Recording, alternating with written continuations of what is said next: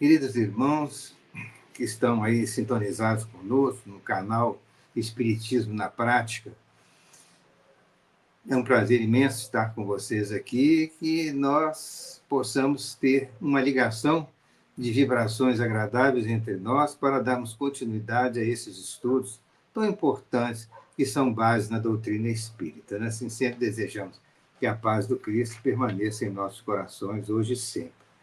Temos um caso muito interessante para relatar para vocês hoje, que é extraído da obra de André Luiz, Nosso Lar, como nós já mostramos para vocês em relatos anteriores. A obra de André Luiz realmente ela é riquíssima, é um tesouro de informações doutrinárias e evangélicas. E cada caso que a gente extrai, ele tem um sabor particular, muito interessante, né? De ensinamentos, de características muito próprias. E André Luiz relata, como se fosse um grande repórter do mundo espiritual, nos orientando, nos ensinando e nos informando como funciona verdadeiramente o mundo espiritual.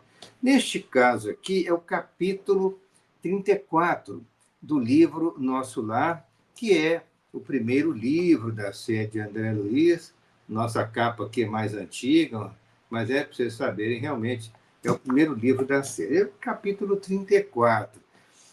André Luiz estava lá na região das câmaras de retificação, no Ministério da Regeneração, cuidando lá dos seus pacientes, conversando com Narcisa, e Narcisa disse, olha, daqui a pouco vai chegar uma equipe de espíritos especializados, samaritanos, especializados em recolher sofredores nas regiões aí do umbral, regiões de sofrimento, vizinhas da Terra.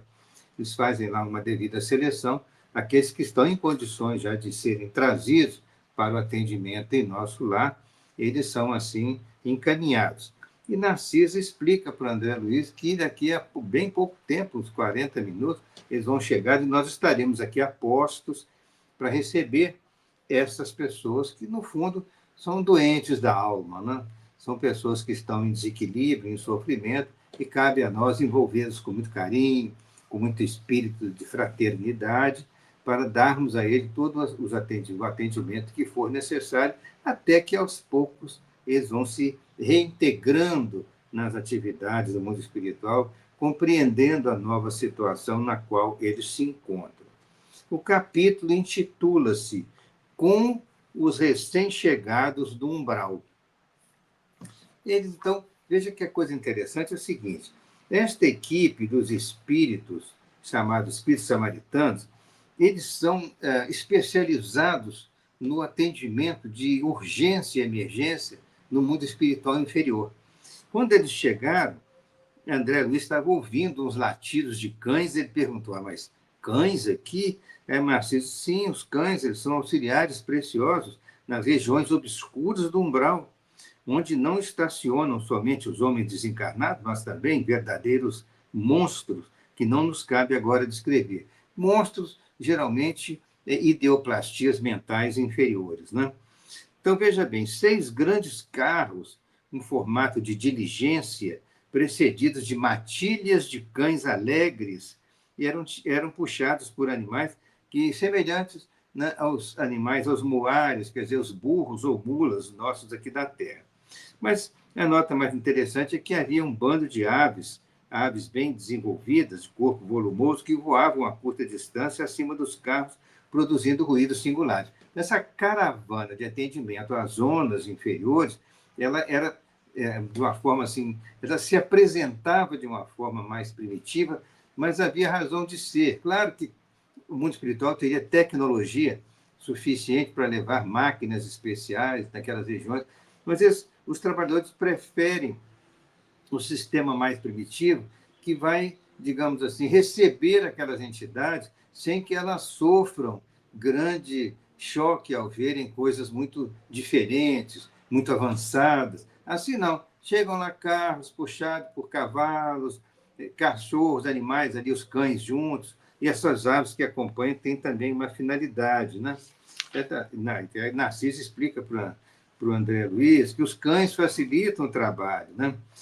As mulas suportam cargas pacientemente, fornecem o calor nas zonas onde se faça necessário, e aquelas aves, acrescentou Narciso, que denominamos ibis viajores, são excelentes auxiliares dos samaritanos, porque elas devoram formas mentais odiosas e perversas, entrando em luta franca com as trevas umbralinas. Muito interessante esses ensinamentos. E aqui, como na Terra, algumas aves se alimentam de cobras, por exemplo, né? Uma siriema é capaz de matar uma cobra. E aqui, né, essas aves, elas atuam contra formas mentais odiosas e perversas. Nós não sabemos com exatidão, né, determinados detalhes do mundo espiritual, mas podemos dizer que o mundo espiritual é riquíssimo em diversidade. O nosso mundo material é apenas uma cópia singela do mundo espiritual. O mundo espiritual tem uma diversidade enorme de vida, coisa que nós não temos muito acesso por enquanto, porque isso aí fica mais ligado à cultura daqueles que já estão no mundo espiritual e que se interessam diretamente pelos assuntos de conhecer o mundo espiritual, assim como nós, encarnados na Terra, desenvolvemos uma curiosidade de conhecermos melhor o nosso planeta em toda a sua estrutura, a estrutura dos continentes, dos oceanos, a vida na Terra, como surgiu o nosso planeta, desenvolvimento da vida no nosso planeta, a diversidade dos reinos, da natureza, tudo isso nós temos um interesse em conhecer, da mesma forma que aqueles espíritos que se interessam culturalmente no mundo espiritual, eles vão se aprofundar, claro, em todas as diversidades, os detalhes do mundo espiritual e vão valorizar cada vez mais a obra da criação. É o que nós deveremos procurar fazer uma vez que possamos voltar para o mundo espiritual, que é a nossa casa de origem, né? E lá procurarmos nos inteirar, nos integrar nos serviços do mundo espiritual, aprendendo sempre e utilizando assim, dos conhecimentos que os mentores têm para passar para nós e, evidentemente, nós próprios, nos oferecendo para algum tipo de trabalho, mais simples que seja, nós podemos oferecer e, de alguma forma, colaborar, contribuir, não é verdade? Pois bem, então, agora aqui, iniciando o nosso caso, estacaram as matilhas de cães ao nosso lado, conduzidas por trabalhadores de pulso firme. E daí a minutos estávamos todos enfrentando enormes corredores de ingresso às câmaras de retificação na região lá do Ministério da Regeneração. Região bem inferior do nosso lar, próxima à saída para as regiões do umbral. Né? É uma coisa que nosso lar é verdadeiramente uma colônia de transição entre a área de sofrimento do umbral superior e os planos mais elevados. Ela fica nessa transição ali, na fronteira superior das regiões do umbral. Pois bem, então, alguns doentes eram levados ao interior sob forte amparo, e somente Narcisa, Salústio, que é um companheiro de trabalho dele, e outros trabalhadores lançavam-se ao atendimento, cheios de amor fraternal, mas também os espíritos chamados samaritanos mobilizavam todas as energias no afã de socorrer. Alguns enfermos portavam-se com humildade e resignação. Outros, todavia, reclamavam em altas vozes, como se estivessem insatisfeitos com o que estava acontecendo ali. Atacando igualmente o serviço, notei que uma senhora idosa procurava descer do último carro com muita dificuldade. Observando-me perto, exclamou espantada: "Tenha piedade, meu filho. Ajude-me, pelo amor de Deus." Aproximei-me com interesse, e a senhora idosa, dizendo: "Cruzes, credo", continuou bendizendo-se: "Graças à providência divina, afastei-me do purgatório." Evidentemente, uma senhora católica, entendendo que o período de sofrimento que ela estava enfrentando naquela região triste onde ela estava era um purgatório. Aquela região era um purgatório para o entendimento simples da religiosa católica que ela era. Que malditos demônios lá me torturavam, que inferno! Mas os anjos do Senhor sempre chegaram. Ajudei a descer, tomado de extrema curiosidade. Pela primeira vez ouvia referências ao inferno e ao purgatório, partidas de uma boca que me parecia calma e ajuizada. Talvez, obedecendo mais à malícia que me era peculiar, perguntei: a senhora vem assim, de tão longe? Então ele começou a interrogar a senhora idosa, e ele, como médico, como se estivesse fazendo um interrogatório médico, né? Uma anamnese. Né? Onde a senhora estava? O que a senhora estava fazendo? O que aconteceu com a senhora? Perguntas dessa natureza, assim. Falando desse modo, afetei áreas de profundo interesse fraternal, como costumava fazer na Terra, esquecendo por completo, naquele instante, as sábias recomendações da mãe de Lísias, Dona Laura. A pobre criatura, percebendo meu interesse, começou a explicar-se. Por que André Luiz estava dizendo que esquecendo as recomendações? Porque, na verdade, André Luiz era noviço nesse tipo de atendimento aqui. Ele estava muito acostumado a atender os pacientes já internados lá no setor das câmaras de retificação, de regeneração. Mas só que, este caso aqui, eles estavam chegando, já recém-chegados do umbral. Então, ele, por uma certa curiosidade, ele começou a interrogar essa senhora para saber detalhes a respeito da situação dela. Mas, ele, na verdade, ele vai entender depois que não era o caso de querer entrar em detalhes, apenas receber a pessoa fraternalmente, aquela acolhida, né, amigável, agradável, e sem ficar querendo aprofundar-se nas situações pelas quais a pessoa tinha passado.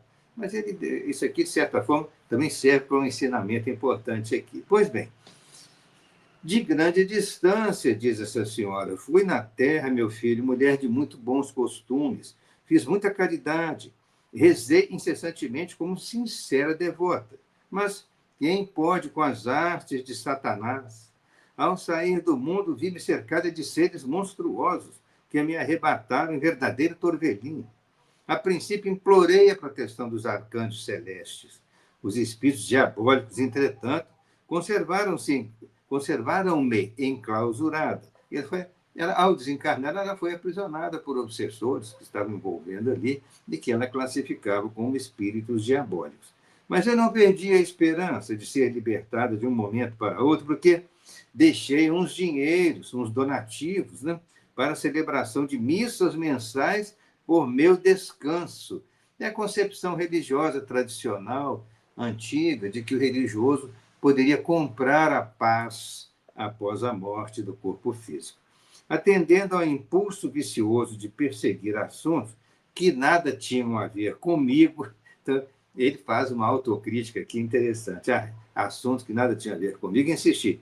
Mas como são interessantes as suas observações, mas a senhora não procurou saber as razões da sua demora naquelas regiões tão tristes de sofrimento? Não, absolutamente não.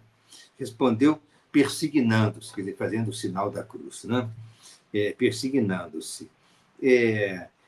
Como lhe disse, enquanto estive na Terra, fiz o possível por ser uma boa religiosa. Sabe o Senhor que ninguém está livre de pecar. Meus escravos provocavam rixas e contendas, e embora a fortuna me proporcionasse uma vida calma, de quando em quando era necessário aplicar disciplinas. Os feitores, quer dizer, os administradores da fazenda, né, eram excessivamente escrupulosos, e eu não podia hesitar nas ordens de cada dia. Vejam como que ela começa a contar situações que ela está realmente se colocando numa posição que ela era ligada a questões do sofrimento dos escravos, conforme nós vamos ver aqui. Ó. Não raro, algum negro morria no tronco para, né, a lição, né, dar lição aos outros, né, a lição geral para os outros. Outras vezes era obrigada a vender as mães cativas, separando-as dos filhos por questões de harmonia doméstica. Olha só, para implantar a harmonia doméstica na concepção dela, ela às vezes tinha que vender mães, separando-as dos filhos, que era uma das coisas mais tristes na época da escravidão, quando alguém queria implantar uma disciplina feroz na sua propriedade, as pessoas se utilizavam de métodos muito cruéis no comportamento, no atendimento, né, àqueles seres infelizes, os escravos, que naturalmente passavam por expiações terríveis, mas que eles, então, sofriam muito sob, né, a pressão, sob o guante, como se costuma dizer, dos seus proprietários, os senhores de terra, os senhores de grandes fazendas, de grande produção agrícola, de produção pecuária também, e isso principalmente no século XVIII, século XIX no Brasil, havia uma população escrava muito grande no Brasil. E aí essa senhora dizendo como se ela tivesse querendo se desculpar perante a sua própria consciência, informando para o André Luiz que ela era fazendeira, que ela era senhora de escravos, e que muitas vezes os seus capitães do mato, vamos dizer assim, seus feitores, eram muito rigorosos. Portanto, às vezes algum negro morria no tronco sob torturas das chibatas repetidas vezes, né? E aí isso é um sofrimento terrível. Outras vezes, para colocar uma certa harmonia doméstica, era obrigada a separar as mães dos filhos, vendendo as cativas separadamente. Mas nessas ocasiões, continua ela dizendo, né, sentia morder-me a consciência. Mas eu me confessava todos os meses quando o padre Amâncio visitava a fazenda, e depois da comunhão, eu estava livre destas faltas veniais, quer dizer, faltas que não eram pecados mortais, eram pecados veniais, são pecados de menor importância. Porque, recebendo a absolvição no confessionário e ingerindo a sagrada partícula, que é a hóstia, estava novamente em dia com todos os meus deveres para com o mundo de Deus. Vejam como que os dogmas religiosos, a forma como os religiosos, sacerdotes passavam as informações da doutrina católica aos seus fiéis, era de que eles ficariam bem depois, seriam absolvidos de seus pecados após a comunhão. Certamente uma fazendeira rica que doava grandes quantias para a igreja. Então, os sacerdotes tinham esse envolvimento material profundo com os seus fiéis, em especial aqueles, né, que eram detentores de grandes propriedades e de grandes recursos, como o caso dessa senhora. Não estou aqui julgando ninguém, estou falando de forma generalizada, e de forma nenhuma podemos generalizar críticas, por quê? Porque muitos eram excelentes sacerdotes, eram pessoas de bom coração. Aqui nós estamos observando um caso em especial de um padre que a procurava na fazenda, né, para serviço religioso, e esse padre dizia que ela estava, né, absolvida, naturalmente, dos seus pecados após a confissão e após a comunhão. E ela acreditava, né, perfeitamente, né, ela acreditava profundamente em tudo isso, por ser ela uma católica praticante. Nessa altura, escandalizado com a exposição, comecei a doutrinar, quer dizer, o André disse, como não tinha experiência nesse tipo de entendimento, ele tentou doutrinar aquela senhora ali na hora. Minha irmã, essa razão de paz espiritual era falsa. Os escravos eram igualmente nossos irmãos perante o Pai Eterno. Os filhinhos dos servos são iguais aos senhores. Olha só, ele tentando passar para ela ideias que ela absolutamente não absorveria, não aceitaria. Ao que ela, agora, respondendo de forma autoritária, falou irritada. E isso é que não. Escravo é escravo. Se assim não fora, a religião nos ensinaria o contrário. Pois, se havia cativos em a casa de bispos, quanto mais em nossas fazendas. Então, ela está tentando justificar exatamente isso. Que, olha, escravo é escravo. Então, não adianta você tentar falar com uma senhora dessa, coitada, acabou de sair da região do umbral, e dizer, olha, os escravos são filhos de Deus, são nossos irmãos, somos todos iguais perante Deus. Ela não ia aceitar isso, coitada. Ela não estava em condições mentais de aceitar esse tipo de de doutrinação, de esclarecimento que o André Luiz tentava falar para ele. Mas o André Luiz está colocando para nós exatamente o que serve de ensinamento para todos nós, essa forma de abordagem. Porque ela está dizendo, olha, se até os próprios religiosos, os bispos têm escravos, e eles falam que escravos, olha só o que ela passaram conceitos para ela sobre os escravos. Quem haveria de plantar a terra senão eles? E creio que sempre lhes concedi minhas senzalas como verdadeira honra. Quer dizer, coitado, na forma da interpretação de uma certa hipocrisia da parte dela, quer dizer, é como se ela estivesse prestando um grande favor aos cativos, oferecendo-lhes as senzalas para que eles pudessem dormir e viver numa forma muito triste, como a gente sabe, da promiscuidade das senzalas, né, que não oferecia o mínimo conforto, mas os escravos tinham o direito de viver, comer e dormir, e trabalhar. Trabalhar era o principal, né? Pois bem, em minha fazenda nunca vieram ao terreiro das visitas, senão para cumprir minhas ordens. Padre Amâncio, nosso virtuoso sacerdote, disse-me na confissão, olha bem, disse-me na confissão que os africanos são os piores entes do mundo, nascidos exclusivamente para servirem a Deus no cativeiro. Pensa então que me poderia encher de escrúpulos no trato com essa espécie de criaturas? Não tenha dúvida. Os escravos são seres perversos, filhos de Satanás. Chego a admirar-me da paciência com que tolerei essa gente na terra. E devo declarar que saí quase inesperadamente do corpo por me haver chocado com a determinação da princesa Isabel libertando esses bandidos. Decorreram muitos anos, mas lembro-me perfeitamente. Eu estava adoentada havia muitos dias, quando o padre Amâncio trouxe a nova notícia, né, da cidade, da libertação dos escravos. Piorei de súbito.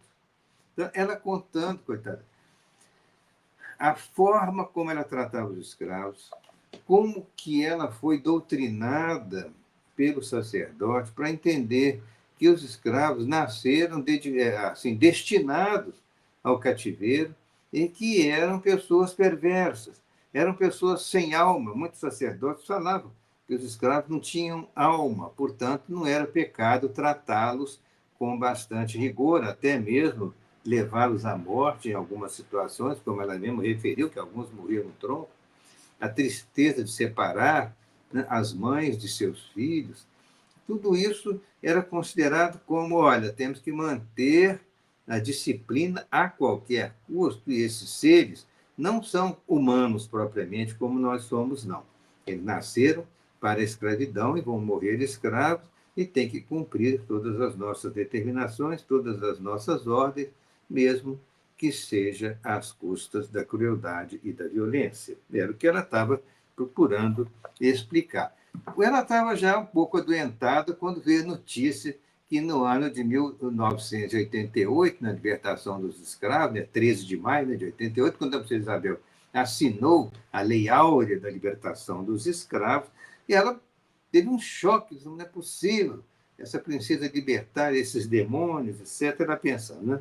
E ela piorou muito, né? Não estava bem, que Padre Amâncio chegou com aquela informação nova, ela assustou e piorou. Como poderíamos ficar no mundo vendo esses criminosos em liberdade? Coitados criminosos, né?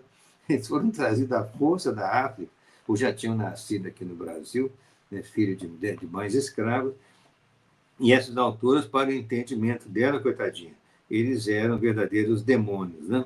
Como que esses criminosos vão ficar em liberdade? Certo, eles desejariam escravizar-nos, por sua vez, e a servir a gente dessa laia. Não seria melhor morrer? Ela estava invertendo as ideias que os negros livres poderiam até tentar escravizar os brancos, uma ideia inteiramente delirante, né? Sem base nenhuma. Né? Recordo que me confessei com dificuldade, recebi as palavras de conforto do nosso sacerdote, mas parece que os demônios são também africanos e viviam à espreita, sendo eu obrigado a sofrer-lhes a presença até hoje. E quando a senhora veio? Pergunta. Em maio de 88, ou seja, ela desencarnou logo depois da assinatura da Lei Áurea. Ela desencanou em maio de 88. E esse diálogo de André Luiz com ela está ocorrendo por volta do ano 1940, aproximadamente. Então, ela já tinha em torno de uns 52 anos de desencarnada, que ela estava em zona de sofrimento, sem se aperceber, evidentemente, do longo tempo que tinha passado, e ela sofria porque ela encontrava escravos que a perseguiam naquela zona de sofrimento, naturalmente, escravos que tinham submetidos a maus tratos e torturas de todo gênero e que não haviam perdoado, evidentemente, né, a tortura à qual eles foram submetidos. E é possível que os meus sobrinhos tenham esquecido de pagar as missas. Eu estou sofrendo assim, porque será que a minha família não pagou a missa? Coitadinha, a mente dela é ligada àquelas condições de interpretação religiosa mais antiga, né? Ia responder novamente, só que Narcisa, olha, André Luiz ainda queria continuar o diálogo, tentando levá-la para as ideias novas de fraternidade cristã. Narcisa aproximou-se do André, meu amigo.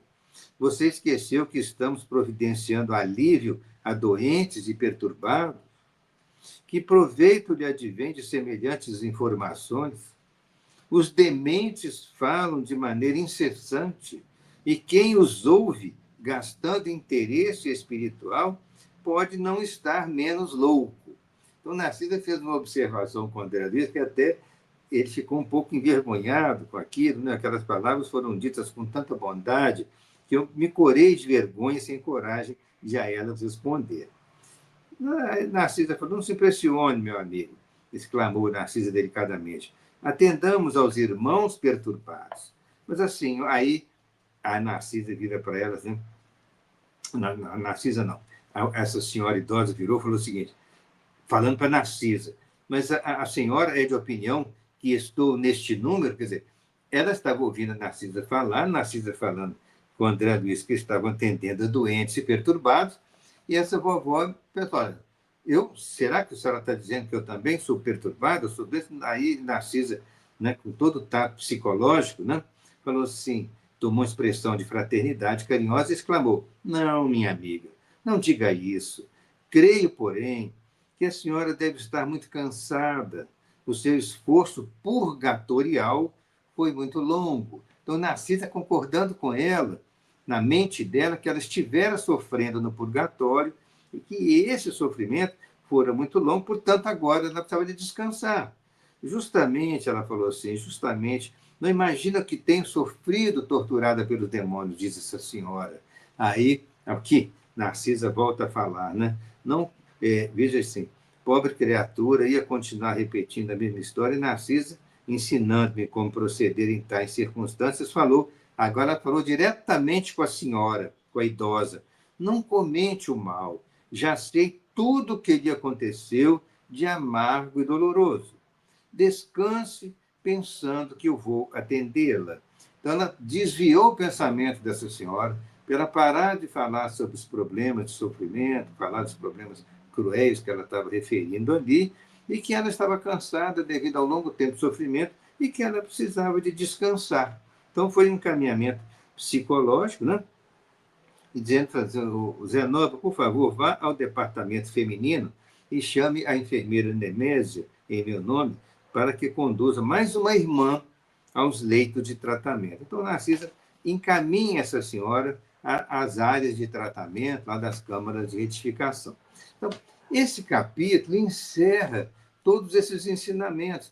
E André Luiz, evidentemente inexperiente naquele tipo de atendimento, começou a interrogar, fazer um questionário com essa senhora, mas essa senhora expôs realmente todo o problema, né, da crueldade que ela tinha vivido, da violência no atendimento aos escravos, o conceito, coitado, que ela desenvolveu dos escravos, conceito até mesmo, de certa forma, né, cultivado pelas religiões tradicionais da época, em que era lícito atuar dessa forma cruel contra aquelas pessoas simples, porque elas nasceram para ser escravas, elas nasceram para sofrer, e elas não mereciam qualquer piedade da parte deles. O objetivo da crueldade, do tratamento violento, é simplesmente manter a disciplina pelo medo, a disciplina pelo sofrimento, pela tortura.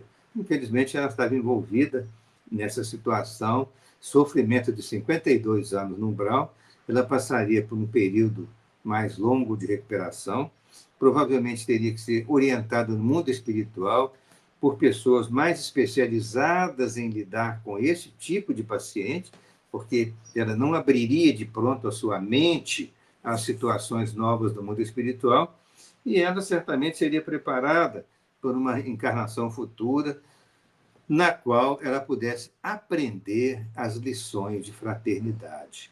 Então, os ensinamentos que nós temos aqui é de uma pessoa demenciada pelo sofrimento, muito tempo em zonas umbralinas, em zonas de sofrimento, mas ainda com as ideias muito presas, muito ligadas à sua encarnação última, onde ela foi uma poderosa senhora de escravos e que ela achava justo que eles fossem tratados de maneira cruel. Para desfazer, né, esses conceitos dessa senhora e colocá-la num caminho cristão verdadeiro, certamente que ia tomar um certo tempo e dependeria um pouco também da compreensão dela e dos espíritos que lidassem com ela na sua reeducação no mundo espiritual, de tal forma que ela pudesse se preparar adequadamente, preparar convenientemente para uma nova vida, na qual ela poderia valorizar a vida das pessoas mais simples e não, né, levá-las ao sofrimento. Certamente, numa encarnação futura, ela estaria numa outra época, provavelmente já reencarnando vários anos após esse acontecimento aqui, num mundo onde a liberdade seria mais valorizada, onde os direitos dos seres humanos também seriam mais respeitados. Então, fica aqui esse caso do André Luiz, da senhora de escravos, e que certamente traz muitos ensinamentos para todos nós, sempre focalizados na doutrina evangélica de Jesus, do façais aos outros que quereis que vos façam, e nas explicações que a doutrina espírita nos traz e nos orienta. Agradecemos a atenção carinhosa de vocês, desejando novamente que a paz do Cristo continue em nossos corações. Muito obrigado.